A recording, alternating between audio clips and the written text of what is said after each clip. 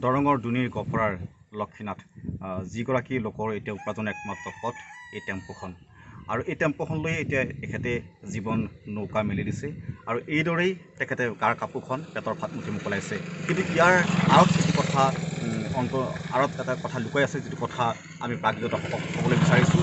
তেখেত অকাৰান্তৰে অসম আন্দোলনত জড়িত হৈ পৰিছিল। জুয়ে পোৱা তিৰাশী সেই ভয়াৱহ বহু দুঃসহ স্মৃতি এখেতে আজিও কুৰহেলি ফুৰিছে। আনকি এখেতৰ ভৰিত এতিয়াও সোমাই আছে বন্দুকৰ গুলিৰ অংশ বিশেষ। আপোনাৰ যি অসম আন্দোলনত আপুনি পৰোক্ষভাৱে বা অপকাৰণতে আপুনি জড়িত হৈ পৰিছিলে, আপুনি গুলি খাবলগীয়া হৈছিলে, সেই বিষয়ে আপুনি ক'ব।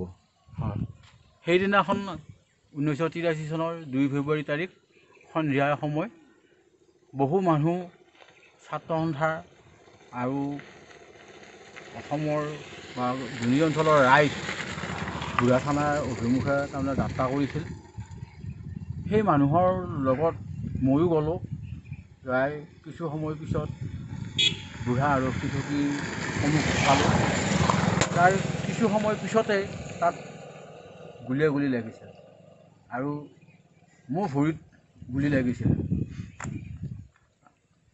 গুলি লগাৰ পিছত অৱশ্যে তাৰপিছত মই ক'ব নোৱাৰোঁ, ছাত্ৰ সন্থাৰ মানুহবিলাকে ল'ৰাবিলাকে মোক বৰবুৰি মই আপোনাৰ যিখন ভৰিত আপোনাৰ গুলি সোমাই আছে, গুলি অংশ বিশেষ সোমাই আছে, সেই ভৰিখন আপুনি অকণমান দেখুৱাব।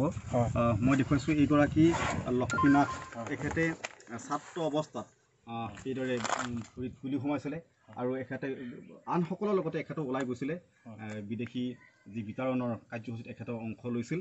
আৰু এয়া মই দেখুৱাই আছোঁ এই লক্ষীনাথৰ যি ভৰিত এতিয়াও তেখেতে কৈছে, আপুনি কৈছে যে এতিয়াও গুলিৰ অংশ বিশেষ তাত টুকুৰা টুকুৰ হৈ সোমাই আছে। আছে হয়, তাৰমানে গম পায়, তাৰমানে কেতিয়াবা বস্তুটো তাৰমানে লৰি থাকিলে তাৰমানে গম পায়, তাৰমানে যে লাৰি দিলে তাৰমানে তাক সৰু সৰু তাৰমানে অংশ মানে হাতত লগা মানে গম পায় তাৰমানে। আপুনি এটা কথা কৈছে, তাৰপিছত আৰু আপোনাৰ স্কুলত আপুনি যোৱা নহ'ল, আপোনাৰ অধ্যয়ন কৰা নহ'ল। হয়, আৰু যিহেতু 6 বছৰ তেনেকৈ আমি এটা ক্লাছতে থাকিবলগীয়া হ'ল। 6 বছৰৰ পিছত বয়সৰ হ'ল আৰু পংগু ভৰি দি মানে স্কুল যোৱা আৰু অলপ অসুবিধা।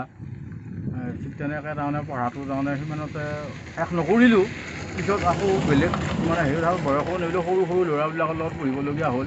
হোৱাৰ হেতুকে তাৰমানে মই আৰু কিবা কৰি ক্লাছ 9লৈকে পঢ়িলোঁ। তাৰপিছত আৰু মই এইটো তাৰমানে পঢ়াৰ বিষয়টো তাৰমানে মই বাদ দি দিছোঁ। এতিয়া আন 10জনৰ কাৰণে নিশ্চয় এটা নিদৰ্শন হ'ব, আপুনি এগৰাকী আদৰ্শ ব্যক্তি হ'ব, যে আপুনি ভৰিত গুলিৰ অংশ বিশেষ লৈ আপুনি এতিয়া এখন টেম্পু আপোনাৰ এতিয়া সাৰথি কৰি লৈছে, আপুনি জীৱন যুদ্ধত নামিছে আৰু আপুনি কৈছে এইখনৰ জৰিয়তেই আপুনি আপোনাৰ পৰিয়ালটোৰ গাৰ কাপোৰখন, পৰিয়ালটোৰ পেটৰ ভাত মুঠি মোকলাই আহিছে। হয়, এই টেম্পুখন আচলতে মই টেম্পু কিনিব পৰা মোৰ শক্তি নাই। যোৱা আমাৰ বৰ্তমানৰ মুখ্যমন্ত্ৰী সৰ্বানন্দ সোণোৱাল ডাঙৰীয়াই আমাৰ যিসকল গুলি খোৱা গুলিবিদ্ধ ব্যক্তি আছিল, তেওঁসকলক 2 লাখ কোটি টকা তাৰমানে এটা আৰ্থিক সাহাৰ্য দিম বুলি কৈছিল। আৰু সেই আৰ্থিক সাহাৰ্যটো ময়ো পালোঁ। পাই ভাবিলোঁ যিহেতু 8 বছৰৰ হাজিৰা ঠিকা কৰিলোঁ ৰোডটোত, ভাবিলোঁ কি নিজাকৈ কিবা এটা কৰি লওঁ। ঠিক তেনেকৈ টেম্পুখন কৰি ল'লোঁ।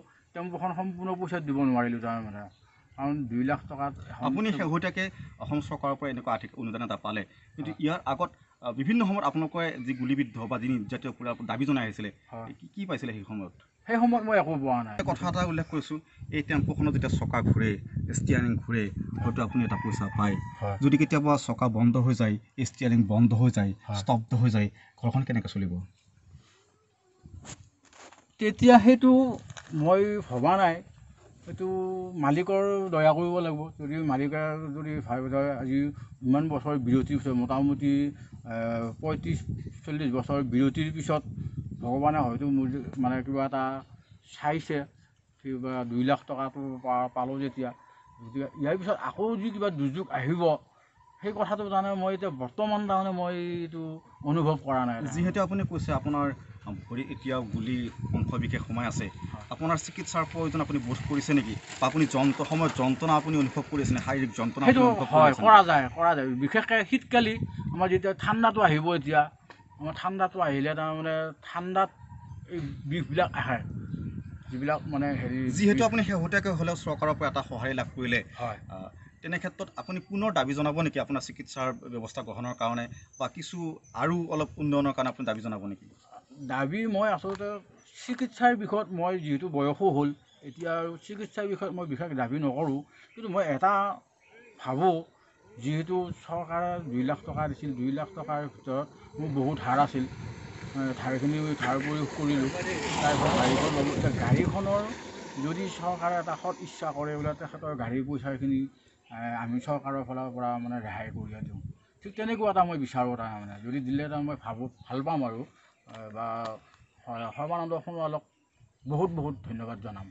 হয়, নিশ্চিতভাৱে এইগৰাকী লক্ষীনাথ দুনি গহৰাৰ আপুনি অকণমান দেখুৱাইছোঁ। আৰু এইগৰাকী লোকে এতিয়া এইদৰেই এখন টেম্পোৰে জীৱনৰ নৌকা মেলি দিছে আৰু এইদৰেই তেখেতে পেটৰ ভাত মোকলাই আহিছে। আৰু ক'ব লাগিব এখেতৰ ভৰিত এতিয়াও গুলিৰ অংশ বিশেষ সোমাই আছে আৰু এখেতে এতিয়াও দুচকুত কোঢ়েলি ফুৰিছে।